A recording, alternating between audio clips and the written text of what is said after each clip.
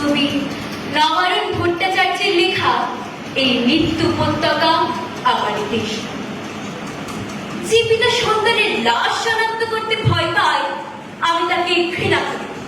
যে ভাই এখন নির্লজ্জ স্বাভাবিক হয়ে আছে, আমি তাকে ঘৃণা করি। যে শিক্ষক, বুদ্ধিজীবী, কবি ও কেরানি প্রকাশ্য পথে হত্যার প্রতিশোধ চায় না, আমি তাকে ঘৃণা করি। আজ জনিত বিপুল চেতনার পথ জুড়ে শুয়ে আছে, আমি অপ্রকৃতিস্থ হয়ে যাচ্ছি। আজ জোড়া খোলা চোখ আমাকে ঘুমের মধ্যে দেখে, আমি চিৎকার করে উঠে আমাকে তারা ডাকছে, আমাকে তারা ডাকছে।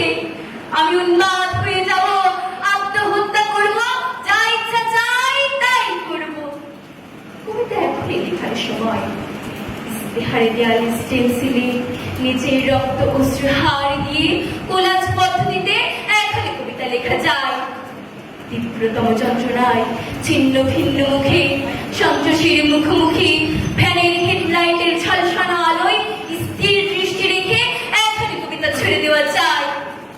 আর দেশ বড় যা যা আছে হত্যাকারীর কাছে সব অস্বীকার করে এখনই কবিতা পড়া যায়।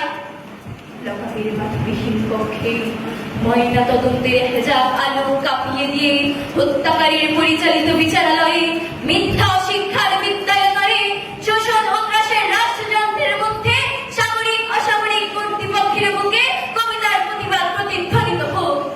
বাংলাদেশের কবিরাও লড়কার মতো প্রস্তুত থাকুক। হত্যার শ্বাসরোধের লাশ নিখোঁজ হওয়ার স্টেটলারের গুলিতে সেরাল হয়ে যাওয়ার জন্য প্রস্তুত থাকুক। তবু কবিতার গ্রামাঞ্চল দিয়ে কবিতার শহরকে ঘিরে ফেলবার একান্ত দরকার। এই মৃত্যু উপত্যকা আমার দেশ না, এই জাল্লাদের উল্লাস মঞ্চ আমার দেশ না, এই বিস্তীর্ণ শ্মশান আমার দেশ না, এই রক্ত স্নাত কসাইখানা আমার দেশ না।